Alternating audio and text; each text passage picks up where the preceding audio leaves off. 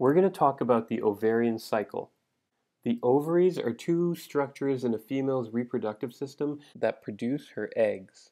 Each month, her eggs go through a maturation process called the ovarian cycle. And that cycle creates a secondary oocyte that can be then fertilized by a sperm to result in a pregnancy. The ovarian cycle is also responsible for what we commonly know as the menstrual cycle. Basically, the primary oocytes that are destined to be ovulated will develop in the ovaries, complete meiosis 1 just before ovulation, and then they'll be ejected out of the ovary as a secondary oocyte to be picked up by the fimbriae and swept into the uterine tube to hope for fertilization. So let's start from the beginning. Inside the ovaries, eggs develop in structures called follicles, these purple circles here, and they start off as primordial follicles. And so what a follicle is, I'll just blow that up for you. It's one primary oocyte, so an egg cell, surrounded by a layer of cells called granulosa cells. And the granulosa cells develop and become more numerous as the follicle matures. Now the granulosa cells also secrete a few hormones, estrogen, a little progesterone, and some inhibin. And we'll talk about the functions of those a little bit later on. So let's put a timeline on this.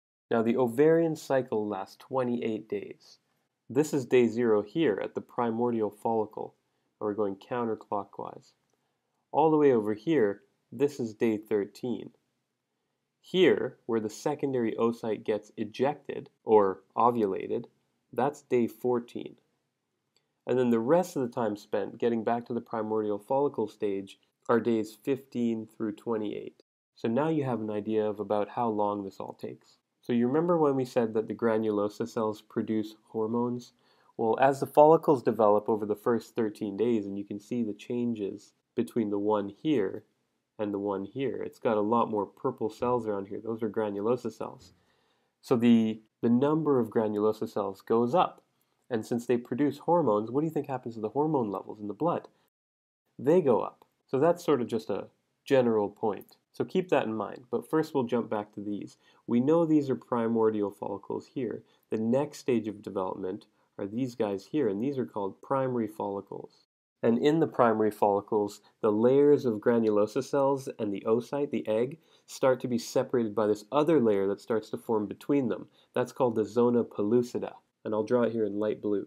And even though the egg I've drawn in blue, there's still a layer of zona pellucida.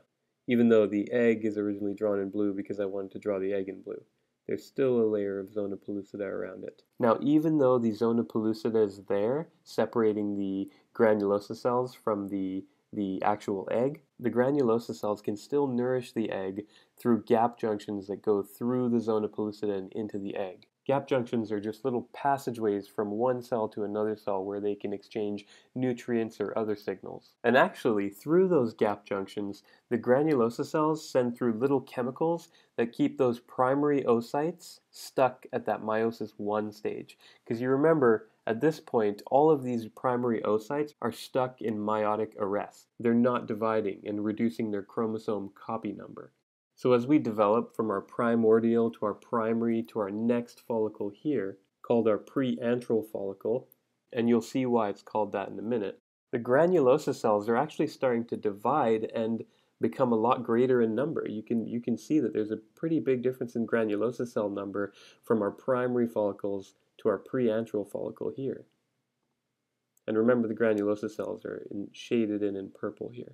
So while the granulosa cells are proliferating, this wall on the outside of the follicle called the theca starts to form. Theca cells have receptors for luteinizing hormone from the anterior pituitary. And when luteinizing hormone, or LH, binds these theca cells, they produce a hormone called androstenedione. And when the thecas get androstenedione, they give it to the granulosa cells, who then convert it to estrogen and release it into the blood. So the blood estrogen levels start to go up at this point. And so that's what these red and blue bits running down the middle of the ovary are, blood vessels, arteries, and veins. And if they look a little bit weird to you or unusual, that's just because they're cut in cross-section as well. Now you might be wondering what an antral refers to, like what you see in the preantral follicle and this early antral follicle here. It actually refers to the antrum, which will be formed in the next step. This space here is called an antrum.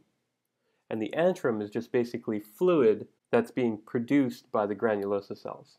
And it's that antrum and the fluid in the antrum that pushes against the edges of the follicle and causes it to expand. Now, just so you're aware, during this ovarian cycle, multiple follicles are actually forming. It's not just this one preantral follicle and then this one early antral follicle and this one mature follicle. You're getting a lot of these happening at one time, but only one of the biggest ones is the one that eventually gets ovulated, because you only ovulate one egg every 28 days. And that one that gets ovulated is called the dominant follicle. So let's just say that what we're seeing here is an example of the dominant follicle's development. Because the rest of the ones that we're developing along this pathway sort of degenerate and die off in a process called atresia. And I'll write that at the bottom here. And atresia just means to degenerate. So another note, in the ones that undergo atresia, both the follicle and the eggs they contain die off. And that means that a woman loses anywhere between 15 to 25 eggs per menstrual cycle to atresia, while only one gets ovulated. So you can kind of imagine how you go from 2 to 4 million eggs when you were born to having 0 after about 35-ish years of ovulation. It's not just that one egg you lose via ovulation, you lose quite a few. So anyway, back to the development of the dominant follicle. It enlarges mostly due to the expanding antrum, as I mentioned earlier, and granulosa cells actually start to form this bit of a mound here that protrudes into the middle of the antrum. This mound of granulosa cells is called the cumulus oophorus. As part of the development of the dominant follicle, the cumulus oophorus and the egg sort of separate together from the wall of the follicle and float around in the middle of the antrum like a little island. And the follicle increases in size, so the actual follicle is increasing in size as it gets filled with more and more fluid from the granulosa cells. And the granulosa cells are just producing fluid as a byproduct of their metabolism and creation of hormones. Eventually, this dominant follicle, which at this point is called a mature follicle, it starts to balloon out the side of the ovary, kind of like this. Just starts to push out against the edge of the ovary. And then because the edge of the ovary and the wall of the mature follicle are in such close proximity, enzymes within the follicle break down that common wall between them. And the egg pops out onto the surface of the ovary because now this wall is broken down. And by the way, an enzyme is a protein that carries out a specific task. The task here is to break down the wall between the mature follicle and the ovary. And that happens on day 14, so it takes days 0 to 13 of buildup to get to this event. When this happens, some women feel a little bit of pelvic pain. And actually, sometimes by chance, 2 or more follicles reach maturity and they all pop out. And that's how you get twins or triplets or quadruplets or octuplets, when they all pop out and get fertilized by different sperm each, because they're all subsequently swept up into the uterine tubes where sperm can fertilize them. So now you have the egg out here, but what about the old follicle it was in?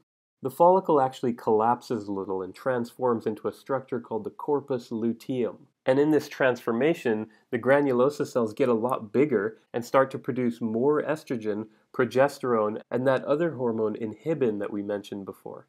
Just briefly, inhibin lowers the amount of FSH, follicle-stimulating hormone, that comes from the anterior pituitary. And it does that because follicle-stimulating hormone actually propagates this whole process of follicle maturation, as you can imagine from the name. So if you didn't know this before, these are the exact follicles that follicle-stimulating hormone refers to, at least in a female. Anyway, if the egg doesn't get fertilized, then the corpus luteum reaches a maximum size in about 10 days, so that's about day 25, which it's probably sitting at in this diagram. And then it degenerates by apoptosis. That's a process that cells use to sort of self-destruct and die off. And here I'm abbreviating corpus luteum as CL, just so you know what I mean.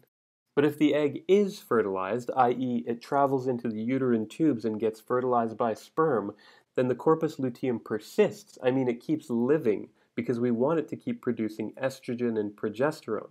That's because estrogen and progesterone prepare the inner lining of the uterus, that's called the endometrium, for implantation, which would be really handy since we have a fertilized egg now that needs to develop. And that's where it does it, by implanting in the endometrium of the uterus.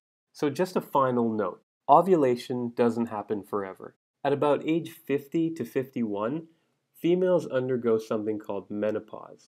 First, menstrual cycles become less and less regular. In other words, they don't happen every 28 days like they do when you're under the age of 50. And then ultimately they stop happening entirely. And that cessation of ovulation is called menopause. The main cause of menopause is sometimes referred to as ovarian failure. Basically, the ovaries lose the ability to respond to signaling hormones from the brain called gonadotropins. And we know these as LH and FSH. And this happens because most or all of the follicles in eggs have already gone through that process that we talked about called atresia. In other words, they've degenerated.